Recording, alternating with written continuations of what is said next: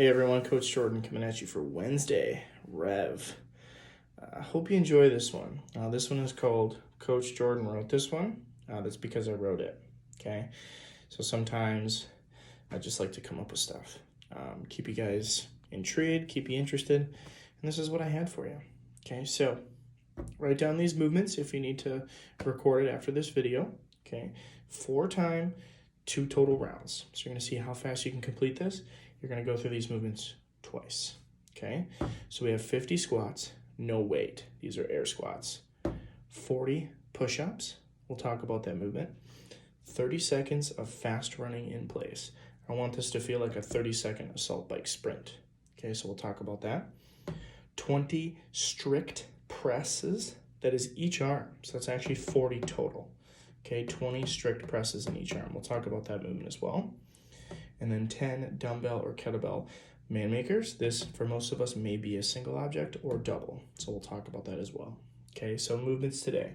2 rounds, 4 time, 50 squats, 40 push-ups, 30 seconds of a fast running or sprint in place, 20 strict presses each arm, so a total of 40, and then 10 dumbbell or kettlebell man makers. Okay, so let's break this one up here. It's gonna be great. I love workouts that are gonna make me get sweaty when I talk about them. Those are my favorite, okay? So 50 total squats, these are air squats. Talked about on Monday, right? We had some squatting in our strength portion and just a few squats at a time in our workout. This is a little bit higher volume, a little bit bigger chunk to do at a time.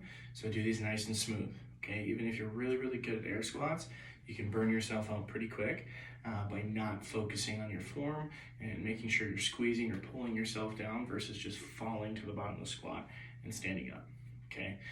So what I'm after most of the time, I like to see folks have their hands out front. It's gonna keep you more upright and allow everything in between to be squeezed as you're squatting, okay? So if I were to do 50 air squats, regardless if it was my first round or my second round, my pace might look something like this.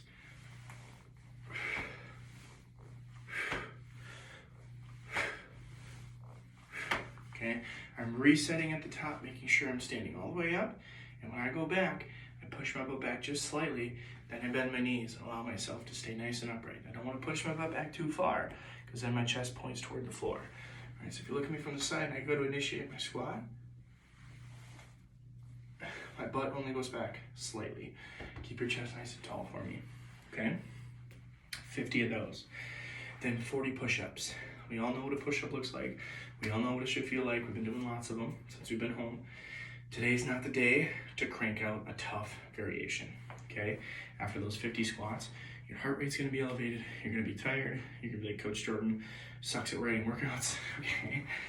40 push-ups. Today's a great day to do push-ups from your knees, okay? If you can't do more than 15 strict push-ups at a time, I'd like these to be from your knees. Otherwise, when we get to those strict presses and those man makers, you're just gonna have nothing left, and I don't want that.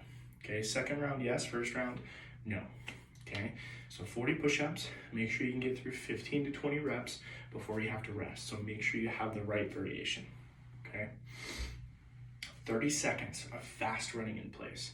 I thought about putting 30 repetitions of something in here, like mountain climbers or something to pair along nicely with the presses or the man makers, but running in place really, really fast really sucks, okay?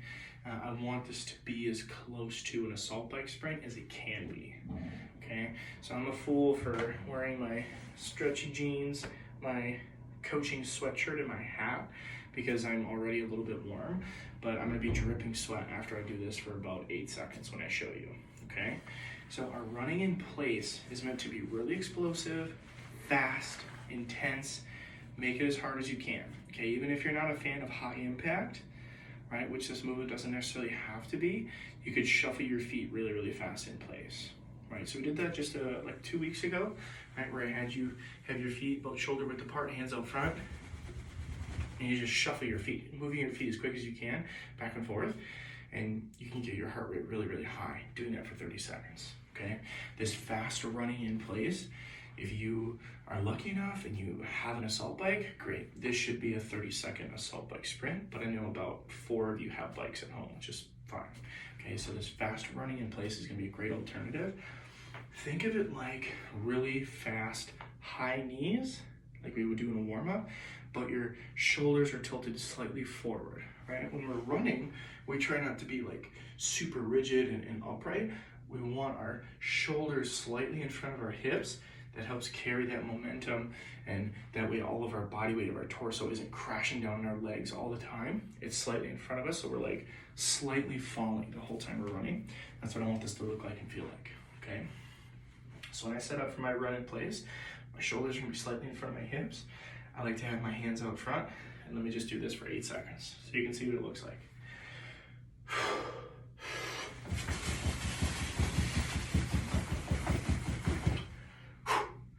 And do that as fast as you can for 30 seconds. You're gonna come off of that and be like, that's great, that's what I want, okay?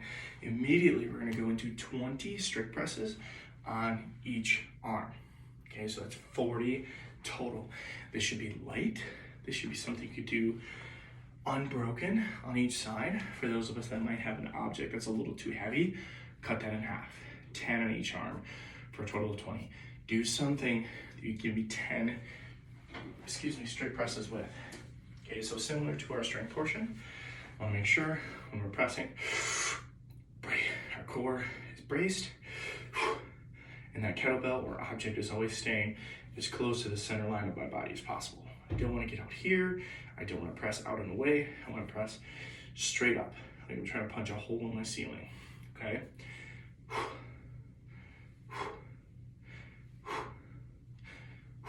And do that 20 total times in each arm if you have something light enough.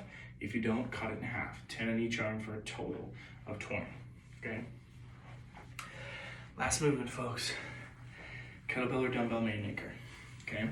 This one we should be using the same weight that we're using for our strict press, okay? Something light, something manageable. We want to get through these 10 without having to rest too much, okay? Or break it up more than like 2 or 3 times. So for those of us that have like a single object, like just one dumbbell or one kettlebell at home, perfect. You can still go through those 10 repetitions. You're just cleaning and squatting one object versus having 2. Okay, if you have 2, it's gotta be light. It's gotta be light, it's gotta be light, it's gotta be light. Okay, if you wanna make it super duper crazy heavy, this workout is gonna take about 4 to 5 minutes longer than I want it to. Okay, and the volume starts off those first 2 movements, then these last 3 slow us down a little bit, and that's okay. That's the idea of having that fast cardio right in the middle, is that these last 2 movements, we're gonna slow down for whether they're heavy or light, and that's okay, all right? So if I were to have a single object, let's say I have a single kettlebell, works the same if you have a dumbbell or a torpedo. This is what a single object Mainmaker could look like, okay?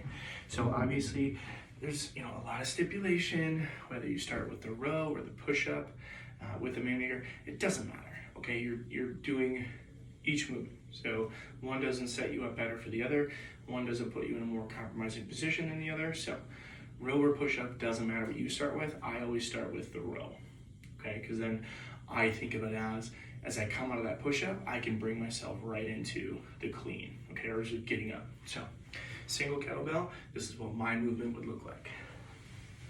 Start in a high plank position, row with my right, set it down, grab with my left, row.